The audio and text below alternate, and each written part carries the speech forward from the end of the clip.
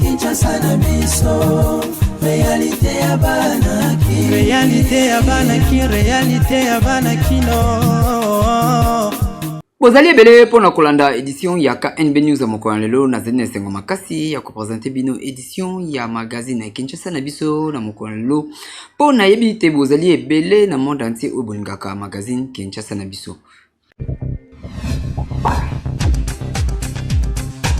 Chef de l'État Félix Antoine Tshisekedi Tshilombo a procédé à Kibongo na révocation pe nomination ya ba magistrat ebele awa na ville ya Kinshasa tope na République démocratique du Congo mobimba. Ba détail tolanda na reportage oyo ya RTNC.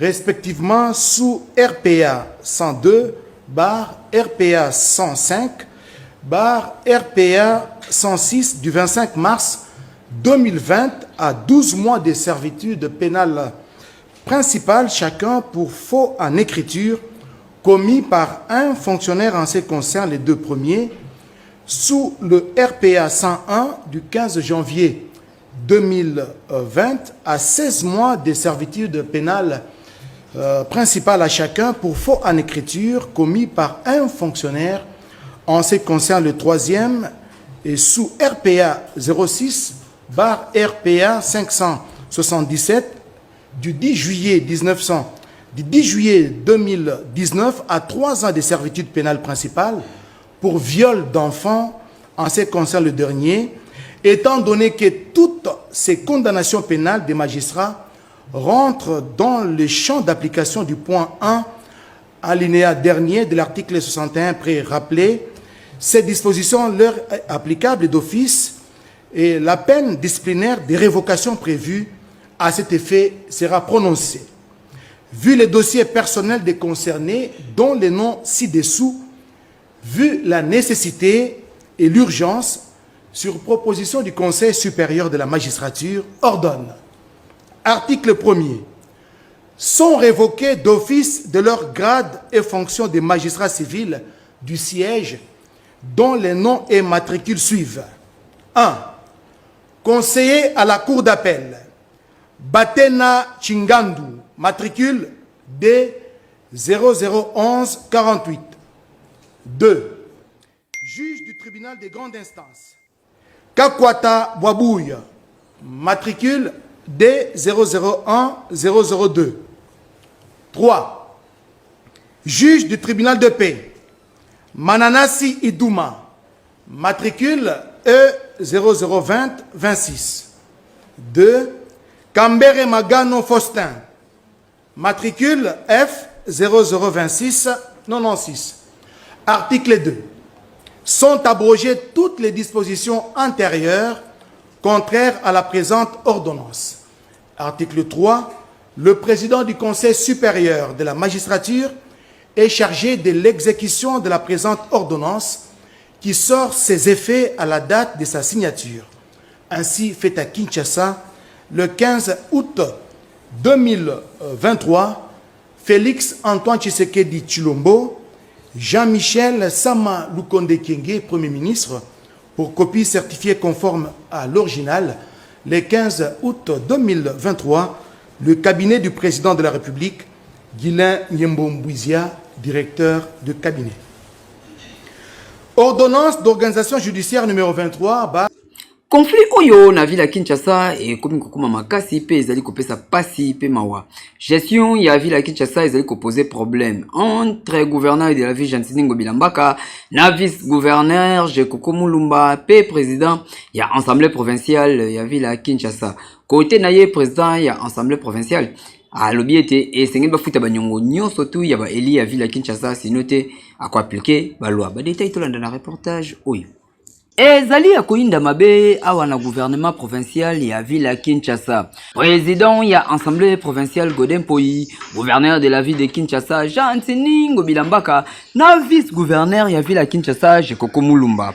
Côté na ye Pasteur Godin Mpoyi oyo azalaki deshi mikolo uti koleka kasi bazongisaki epai ya Cour des comptes. Na kozonga na ye atali côté oyo ba Eli ya ville ya Kinshasa bazali kofuta mate kobanda ba mwa ebele nde epesi enzela ya kosenga na gouverneur de la ville Jantsini Ngobilambaka aiba na kofuta ba émolument ya ba Eli ya ville ya Kinshasa sinote akoleka na application ya ba loi oyo. Article 63 p article 68 oyo ezali conservatoire ya suspension ya gouverneur et sengeli koyeba ete na ndenge Cour des comptes et sengaki na ba Eli ya ville ya Kinshasa ba sanctionner gouverneur Jantsini Ngobilambaka batu ebele baboyi na bango ko répondre na appel oyo président Godin Mpoyi abengaki ya session ordinaire pour na traiter ka ya gouverneur Godin Mpoyi kasi ba Eli ya ville ya Kinshasa bango balobi ete soki bafutamite bakosiege te po mbongo na bango wana ezali oyo mabota na bango efifraka na yango. Kote na ye kuna vice gouverneur ya ville ya Kinshasa toyebi malamu awa rando esi ekota na yango kosakana te ye azali ko regretter na ntina ba père de famille oyo bazali na cabinet ya gouverneur de la ville de Kinshasa pe ba oyo bazali ba ministre to pe ba Eli nanu bafutamite kasi rentrée scolaire ezali kosalema na mikolo mike awa na République démocratique du Congo na yango azali komitu na boye ba parents oyo bazalaka ba responsable oyo basengeli kotangisa bana na bango bakotangisaka bango lolenge nini soki bazali kofuta mate. Ye azali ko regretter na tina oyo a etalaki makambo oyo elekaka na kati ya hôtel de ville de Kinshasa kasi solution na yango epesa mikaka te ezali kopesa pasi pe mawa po na gestion ya ville ya Kinshasa na yango esengeli lisusu koyeba Cour des comptes esengaki na ba Eli ya ville ya Kinshasa ba sanctionner gouverneur po na retard ya ko déposer ba rapport oyo ezali ya ville ya Kinshasa kasi ndenge capital ezali kotambolela tozali kotalela pe tozali kojimele po mbutu eleki makasi oyo ekomi kosenga kaka intervention ya chef de l'État Félix Antoine Tshisekedi Tshilombo po awa Kinshasa eleki partout. Oui.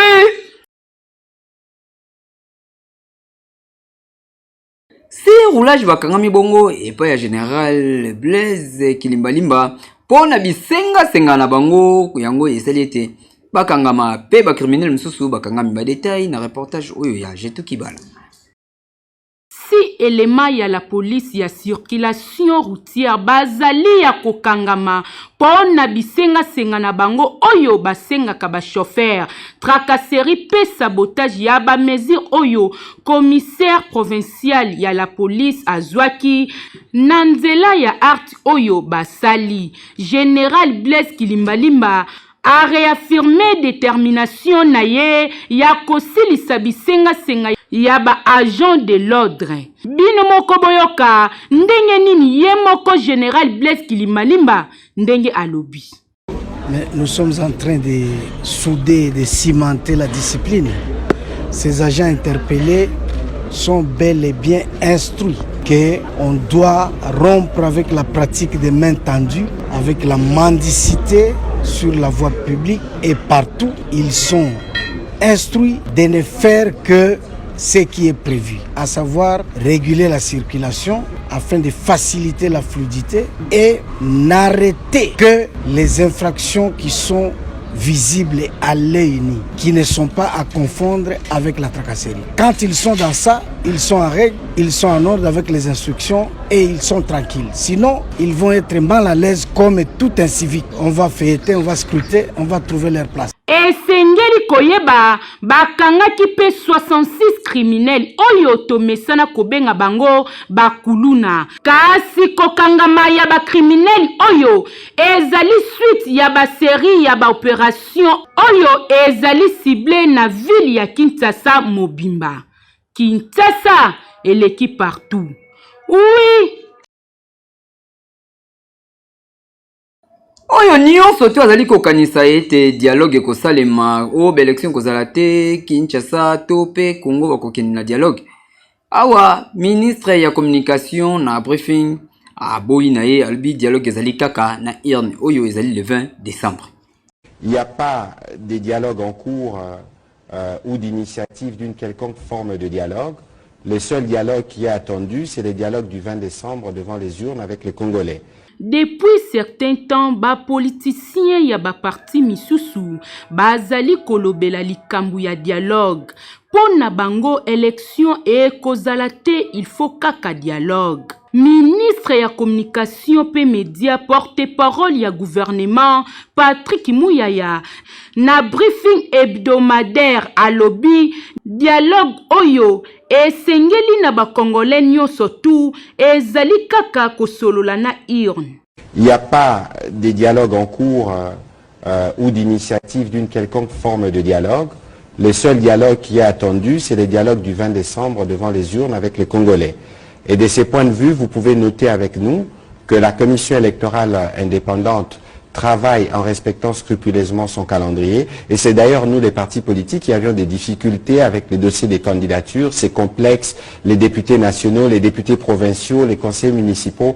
Et d'ailleurs, dans cet ordre, vous avez vu que le ministre et le vice-premier ministre, ministre de l'Intérieur, a écrit pour dire que nous avions des réserves par rapport aux élections communales parce qu'il y a dans certains coins du pays des motifs d'inquiétude en termes de conflits coutumiers, etc.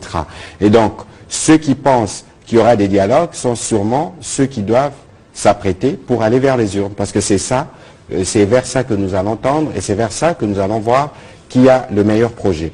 Vous avez suivi que la question principale sur les élections, sur laquelle nous travaillons assidûment, et c'est l'un des points qui justifie la visite du président du Burundi ici, c'est nos compatriotes qui sont à Massissi, qui sont dans le Rutshuru, parce qu'à Kwamouk, la situation sécuritaire a sensiblement évolué. Le président de la République l'a dit ce midi dans la conférence de presse, ils pourront être enrôlés. La CENI a aménagé 10 à 12 ou voire 14 jours pour faire justement l'enrôlement dans les provinces, dans les territoires qui sont concernés. Il y aura un sommet spécial des chefs d'État qui pourra statuer sur le sujet, parce que pour le président de la République, comme pour nous tous, il faut que les Congolais, partout où ils se trouvent, soient en mesure de voter et de s'exprimer librement. C'est les choix démocratiques que nous avons faits, c'est les choix démocratiques pour lesquels nous payons des prix. Je vois Madame Tina Salama dans la salle, sans doute des ordonnances seront lues tout à l'heure. Nous vous remercions pour votre... Beltesco azali ko conseil ko servir population na bakaye yao pe bastilo simba pour na ba rentrée scolaire oyo parents ki mambango sombela bana na yo bakaye yao na stilo simba oyo ya Beltesco. Papa mama oyo azali responsable oyo azalaka na souci ya avenir ya bana na ye ezala malamu asalelaka bango pe ba choix ya malamu tala Beltesco ayeli bino bakaye yao pe basilo simba po na rentrée scolaire ya bana na bino. Soki olingi mwana na yo azala mayele na klasi esengeli kosombela ye kaye yao oyo ya Beltesco na silo simba oyo ata ekwei ekomaka kaka. Papa mama responsable yokela ngai eloko oyo Beltesco oyo asungaka ba parents nyonso na kamotali bakaye aye une fois de plus na bakaye à qualité kitoko tozana bakaye à 100 feuilles quadrillé ligné tozana bakaye à 48 feuilles quadrillé ligné tozana bakaye à 24 feuilles quadrillé ligné tozali lisusu pe na bakaye à 12 feuilles quadrillé ligné sikoyo toye sikoyo pe na bakaye cartonné à qualité kitoko ba A4 baka 5 nyonso zali bakaye ozali ya registre to bo sanité bakaye ba sportif ezana ba star ebele o bana ba sepelango nyonso ezali bakaye Beltesco o ezana qualité ya kitoko pote bakaye ozali pembe makasi mwana okoma malamu akotanga malamu atana lumière muke yango na tina bakaye Beltesco mwana sasa bakaye Beltesco azali mwana oyo azwaka mingi na examen pe azaka na pourcentage makasi koleka bana nti bayi kotanga na bakaye oyo ezangi ya Beltesco logo Beltesco ezanga te okoti wenze tambola somba kaka kaye ya Beltesco oyo ezali na logo Beltesco na stylo simba ezokoya ezokoma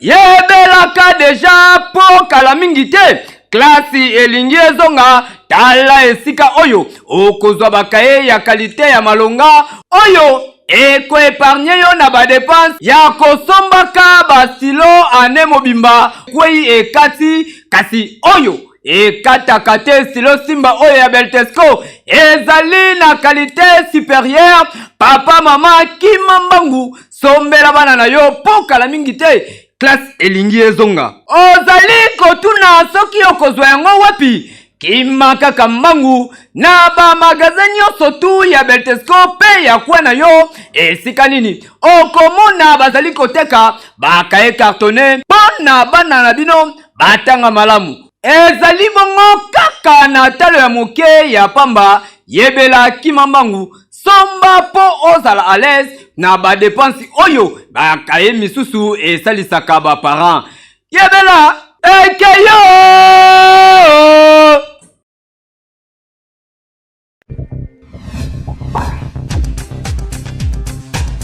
ba piéton bazali kolela soki kaka bakoti na ligne boye po bakatisa ba chauffeur baacceleraka vitesse makasi yango babelelaki bongo na micro ya KNB pe na caméra ya Christian Malonga. Awa na Kinshasa mutu na mutu asalaka makambu ndenge ye alingi botala awa ba piéton lelo oyo bazali kolela pona nini esika oyo bachelaka bango pona kokatisa soki okoti na ndenge ezalaka soki okoti chauffeur esengeli atelema kasi ekoma nango le contraire awa na ville ya Kinshasa ata bamoni engulupa ya ba piéton bazali kokatisa okomona chauffeur to pe wewa accélérer na ye vitesse ndeti kaka atuta batu oyo bazali kokatisa ezali kopesa pasi pe mawa kote kuna pe bango balobi ete basalelaka ba piéton passerelle oyo na première rue limitée na 7e rue 13e rue pe na Bitabe pe na Pascal tala bantu bazotelema po bakatisa makadamu bazosalaka 2h 3h mais bapolisier toza na bango ebele basusiate ezi ebele ndenge nini bakokotyaka bapolisier no botelema awa soki bato baye bokatika bato mitukeleki mabe eza ya gouvernement bien sûr oloba mabe eza ya gouvernement mpona nini parce que ministre oyo ya défense ministre baza wapi po batala mpe mosala oza mosala na bango mais okokopesa président kote parce que président oyo eza misala ya président ya kotala eza misala ya commandant wa ville ezaka misala ya maire de la ville bourgmestre ezaka misala ya gouverneur nde misala na bango bachauffeur ya kisasa bakipaka mpe bato te meme bato batelemi na ligne de piéton omona bango mpe bakoyaka wana meme bamoto oyo ebimi lobi tozomona mpasi mpenza donc moyen ya koloba mpe eza te bon bino moko mpe bozomona ligne de piéton na bapays mosusu barespectaka bapiéton ligne de piéton kamie ekoleka te moto oyo ekoleka te mais awa na biso kisasa mpasi mpenza moyen ya koloba mpe eza te bazala na respect ya korespecte bapiéton donc motu atelemi kozala na baoyo bakende ala na besoin aleka otelemisi mutuka moto aleki mais awa na Congo basalaka yango te omona bato batelemi ebele na reme mituka ezoleka moto ala na besoin kata mais moyen balekisa bango eza te donc susi naka ezali okotela biso makambo oyo ekoka kosila nano et surtout ke bapasserelle mpe eza partout te bakoki kotiela bapolisier na baligne de piéton te po batia bapolisier na baligne de piéton po bakolekisa bato batelemisi mutuka alekisi mutu me mboka na biso organisation malamu eza te onaseki na bino bakonzi botela biso likambo mpo moya koloba zuru eza te bino moko ozali kozala biso solution ya likambo bapolisier ba beaucoup plus localisé dans un certain point ceux qui par exemple na quartier 1 beaucoup d'abord 15 policiers ils sont là pour la tracasserie place oyo na ntongo oyo ata policier aza te ozomona na mpaka bachauffeur eza place oyo bato bapete mpo bakatisa soki pete basengage batelemaka te ifo bino bokima mbangu po soki bini mbangu te banati yo ok chaussier bakatisa na mbangu te bokima mbangu obise okwei mutuka eza danger atransfert mpe briske te à part ça bato batongaka nzela oyo tozona boulevard oyo tobengaka axe principal oyo bamituka ekulaka à grande vitesse bakoki kotya bande de piéton de te sécurité yango oyo bozali kosenga esengeli pe ko respecter po passerelle oyo esalemaka pona ko sécuriser ba vie ya population. Kasi komona ndenge batu basabotaka yango po eleki mulai kokatisa kaka na makolo okomona mususu azali ko sauter bordure azali ko calculer te oyo ezali kopesa soni pe mawa na monde entier komona peuple ya boye na ba chauffeur pe esengeli koyeba ete population soki deja anyati makolo na ye na ligne oyo bachela ba piéton ya ko traverser esengeli ko diminuer vitesse ato zalaki na mbango yango ya ndenge nini yebela po okoki pe kolokota ba vie ya batu kaka boye lobi lobi osuki na prison esengeli koyeba Kinshasa eleki partout. Ekumbeli ya ba chauffeur ya Transco ezali kobangisa na ba client na ba collègue la bango ba chauffeur ya D57 soit disant bango bazali ba agent ya l'état yango na batambola kandenge balingi. Likambu oyo etali comportement ya ba chauffeur ya Transco awa na ville ya Kinshasa ezopesa pasi pe mawae kotala ndenge nini ba chauffeur ya Transco bayebaka ko respecter code de la route te soki kutu ozokatisa makadam okutani na mutuka ya Transco pakata na yo mbangu pona soki batuti yo bango balobaka bazali l'état. Dans le quartier 1, précisément dans Apocalypse, dans le quartier côté de Chinois. En tout cas, Transco, et ça, Transco de bien dans le Kalati. Donc, Transco, les bleus, comme maintenant, il y a bien un chauffeur et un speeder, il doit voyou. Donc, il faut y comme ma casse dans le chauffeur Transco par rapport à Bissot. Donc, on appelle un chauffeur, la boule, la ramon, qui a été mis là. Donc, comportement chauffeur Transco, les amis, ils allaient dans Kalati. Ça va bien au monde en Zila, donc il y a bien été Bissot, on a mis là-bas en Zila. Donc, oui, là-bas, on a Bissot, à côté, on a un parquet, on a un mabé, après, c'est le bon moment, donc, on a un Zila, on a qui l'ont gagné sur compte, mais il y a un klaxon. Donc, ce que tu aimes, tout est dit, à tout tu après les dîners. Pour finir, Bissot, la bêtise. Donc, tu vois que non, mais bêtise, donc, normalement, on a tout qui n'a pas monté, il a monté à l'État, mais bon, le bar, mais par contre, c'est que non, je pense que l'État pour moi, on doit appartenir à la puissance. Et maintenant, il y a transport, comme on a dit, il y a 4 transports pour la net, à la salle pour monter. Mais ceux qui battent à Poki, chauffeur qui est alors donc il est commis à réunion sur donc il la vie MC dans la transport il y a pas de ça ici alors il faut même sur niveau il y a conflit avec donc on va pas alors il est l'état pour sur à la qui bon la qui il a qui dans bon donc pas comment ça n'est là est-ce que et ça, pour la volonté, la banque, soit l'État qui soit que compagnie à transport l'État qui donc, parfois, et ça, pour la insuffisance, il y a la transport des solidaires. Donc, il y a dans l'État, c'est la vision sur donc, tout va dans le final, certainement, la transport, il y a surtout comme il y a à partir de 7h. On est parti dans la pour les gens qui ont été dans la destination là qui volent. Donc si on comme la pour comme la délibérée. Donc pour les ça va pour pas insuffisance à la transport. Donc quoi que va dans voie l'État congolais a quand même si pour la transport on a conseillé à la vision de transport pour les autres la vision de la case on a comment le transport et ça transport à l'État. Transport à l'État, parce que le bazar est élevé, on a pas de classe na oyo. Parce que là, on a air, on pose on a temps pour à partir de 15h, maintenant, c'est que le transport qui colle les a suscité. Donc même parce que on va Mikondo, parce que on a Mikondo, on a vu vraiment qui colle parce qu'on a passé ma casse. Et on a maintenant petit 22h transport exacté. On a transport non, c'est le peu à Mikondo. C'est que ma gambo vraiment tout ça on a vu sur Angoga, on le fait sur ma gambo ma passe pour essayer de faire ma passe. Tokosenga na bakonzi ya mboka esengeli kolandela nanu likambu oyo ya bikumela mwanza ya ba chauffeur ya Transco pona soki bango ba mibengi bazali ba leta bongo ba kilia bakoloba bazali ba nani pe lisusu kolandela nombre ya bakilia oyo esengeli bakota na kati ya mutuka ya Transco pona kotala ndenge nini bakilia bazali kofina na lokola bambinjo na kati ya mutuka ya Transco yabo ezali malamu te bakonzi ya mboka esengeli kota ordre na mituka oyo ya Transco Kinshasa eleki partout oui.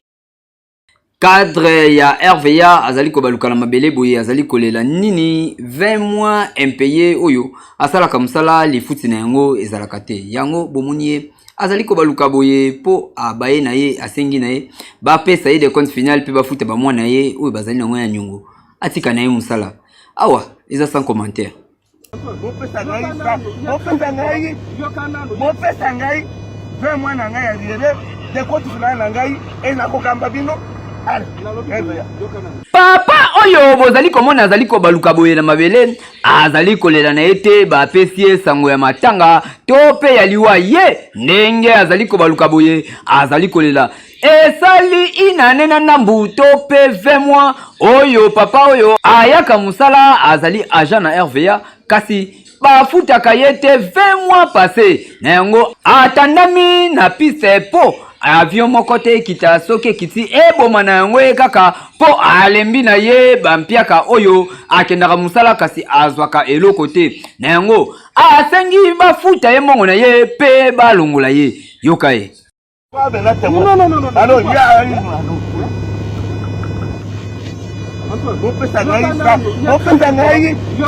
mopesa ngai 20 mois na ngai arrivé de compte final na ngai et na kokamba bino.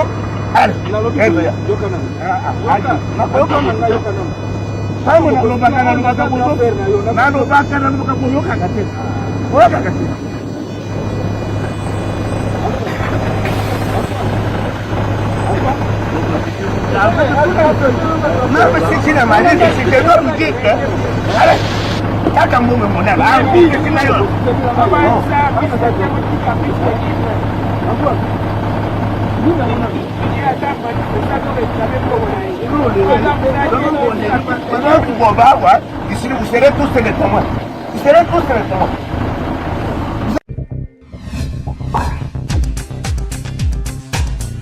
TikTok ya moko lelo ingénieur Agapeka Jama apesi biso yango. Excusez na ndenga mabete. Omoni ko mona ba parents na ye. Yango tende sa assurance. Po ye moko amona ba parents 9 mois après. Tango abotami da moni bango. Ozomona net ajo komi na mosoto bito zongo lokwa ba étude. Eza lokwa 6e des humanités, année terminale. Yo fo lukaka mobile wa robalo mbala moko. Yo za suna tina luka mobile ba qualité te. Jérémy. Oh AGC Poussani. Oh. Ba 32 ans na moni la ko. Bopil pardon. Merci pour vos alaki ebele ya kolanda édition ya KNB News ya mokolo na lelo nazalaki na esengo makasi ya kopresenter bino yango na mokolo na lelo. Otikala malamu na bandaku na babiro partout oyo bozaki bakuya kolanda édition ya KNB News ya mokolo na lelo. Ngai na bino tomonani bongo mikolo oyo ezali koya.